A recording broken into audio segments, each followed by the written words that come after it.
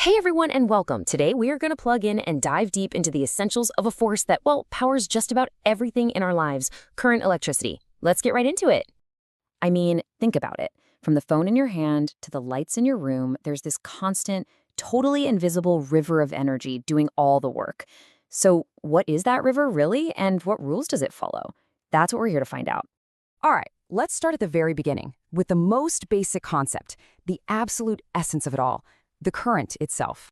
Okay, so imagine a wire is just like a water pipe. The water flowing through it, that's kind of like the electric charge. And the speed of that water, how much of it is flowing past one spot every second, that is your electric current. It's really just charge on the move. And of course, there's a super simple formula for this. Current, which we represent with the letter I, is equal to the total charge, or Q, divided by the time it takes for that charge to flow. T. Simple as that. Now, the standard unit we use to measure this flow is the amp, or amp for short. So when we say something is 1 amp, what are we actually saying? It just means that 1 coulomb, which is a specific amount of charge, is flowing past a single point every single second. Okay, so we've got the flow, but now we need to talk about the forces that control it. It's kind of like a classic story of push and pull, right? I mean, a river needs a slope to flow downhill. It's not going to move on flat ground. So what's the slope for electricity that gets those charges going? Well, it's called potential difference, but you and I know it as voltage. This is the electrical pressure. It's the push that makes the charges want to move from a high-pressure spot to a low-pressure one. Simple as that. No voltage, no flow. But, it's not always a smooth ride. Just like a river might run into some rocks or a narrow canyon, the flow of charge also hits obstacles. And that obstruction, we call that resistance. It's the pull that fights against the current, trying to slow it down. Going back to our water pipe, it's like a really narrow, gunked-up section that makes it way harder for the water to squeeze through. So it turns out there are 4 main things that determine just how much resistance a wire has. First up, its length. The longer the wire, the more resistance. Makes sense. Second, its thickness. Now, a thicker wire actually has less resistance because it gives the charge more room to move. Third is the material itself. Copper, for example, is a fantastic conductor with really low resistance. Rubber, the opposite. And finally, there's temperature.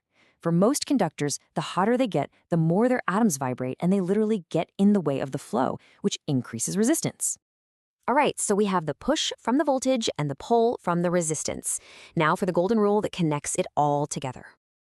This right here is the famous Ohm's law. It's basically the bedrock principle for all circuits.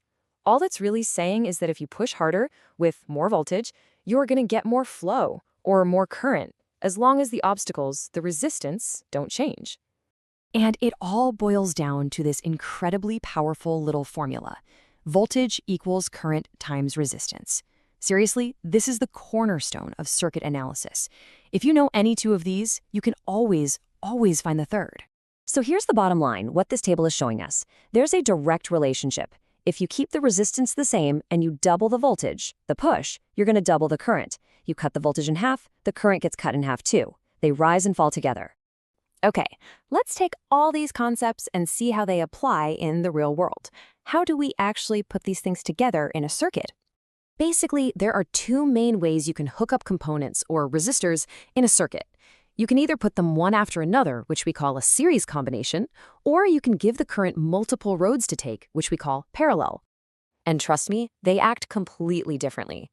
In a series circuit, the current only has one path to take, so the current is the same everywhere. But the voltage, the push, gets split up between the components. In parallel, it's the opposite. The voltage is the same on every path, but the current itself splits up and divides. And here's the real kicker.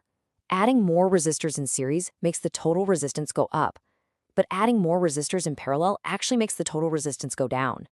All right, theory time is over. You've seen all the rules, so let's do a quick knowledge check with a few rapid-fire questions. You ready?